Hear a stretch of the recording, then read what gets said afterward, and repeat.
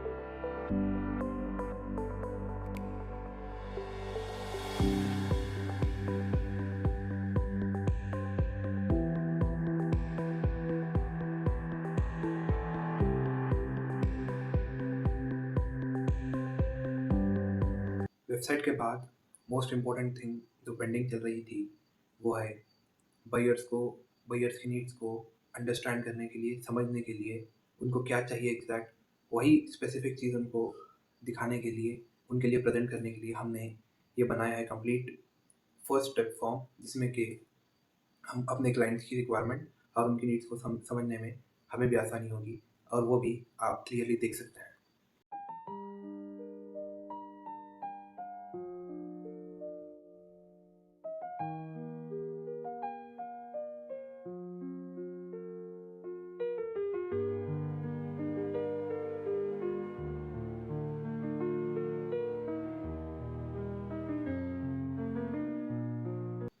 इतना beautifully design किया है कि जिससे हर एक चीज़ जो क्लाइंट को रिक्वायर्ड होगी उसी के हिसाब से हम सजेस्ट करेंगे,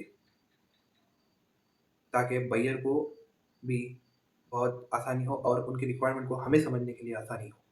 after that with this I was searching, जैसे कि मैं आपको बताया था कि हमारे क्लाइंट को रिक्वायरमेंट है 10 to 20 गुंटास ऑफ लैंड की, तो उसके लिए रिसर्च चल रही है।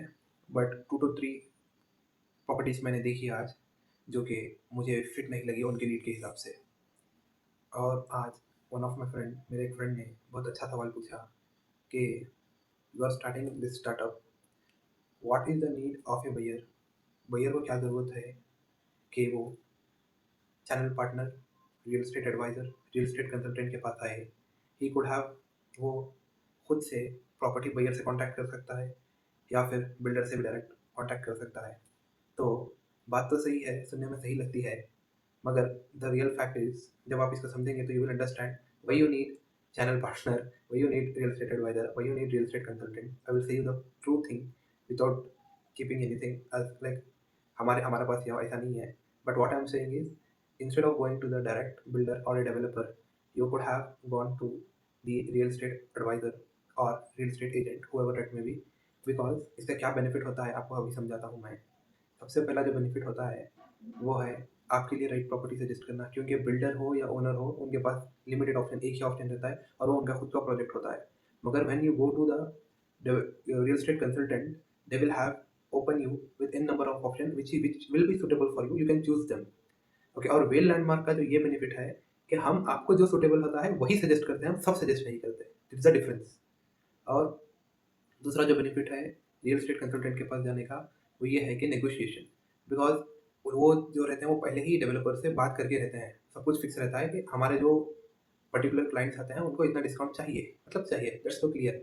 अगर से आप डायरेक्टली जाएँगे तो उन्हें तो पता है आज नहीं तो कल बिक जाएगा, तो they will don't offer you any discount और समथिंग। प्राइस बेस्ट प्राइस जो मिलता है वो रियल एस्टेट कंसल्टेंट के थ्रू ही मिलता है।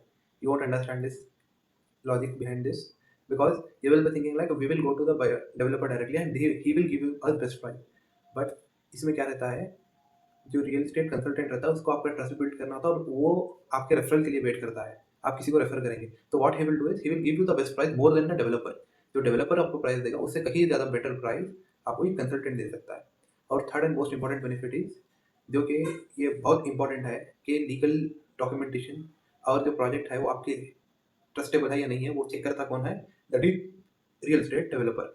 नहीं चेक करता वो, what they will do, real estate developer will be focus on convincing you to buy the project. But when it comes to real estate consultant, what he will do, first he will verify the legality of the project, then only he will suggest you, or whatever will be there he will be truthful to you and it will be complete transparency with you, because इसमें क्या होता है, जो builder रहता है वो बेचने के चक्कर में रहता है।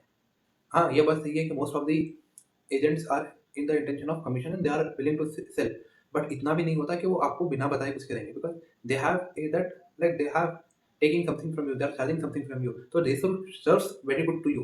तो जो एक रियल स्टेट एडवाइजर आपको एडवाइस दे सकता है, कंसल्टेंट आपको कंसल्टेशन दे सकता है और जो सजेशन दे सकता है, वो बिल्डर आपको कभी नहीं देगा, क्योंकि उसके बिल्डर के पास जो रहता है लिमिटेड प्रॉपर्टीज रहती हैं और उसको अपना ही प्लॉट, अपना ही अपार्टमेंट, अपना ही विला सेल करना होता है। मगर जब रियल एस्टेट कंसल्टेंट की बात आती है उसके पास n number of villas, n number of plots, n number of apartments available रहते हैं, n number of buildings available रहते हैं, जिसमें से आपके लिए, आपकी नीड के हिसाब से, आपकी रिक्वायरमेंट के हिसाब से जो सूटेबल रहता है उसी को सजेस्ट करता है। आज हमने क्या क्या किया, सबसे पहले जो है एडिटिंग को करके अपलोड किया, डे 4 का प्रोग्रेस। देन उसके बाद हमने वेबसाइट को कंप्लीट किया, देन फॉलोड बाय अपने जो क्लाइंट के लिए प्रॉपर्टीज थी उनको रिसर्च चेकआउट करना स्टार्ट किया, और at last we have design a firm for our buyers to understand their needs and suggest them the best property available for them. And that's it for the today. We'll meet again tomorrow at 7 a.m. If you hadn't subscribed to our YouTube channel, please subscribe. If you hadn't followed us on our social handles, do follow us for regular updates of our series and real estate updates too.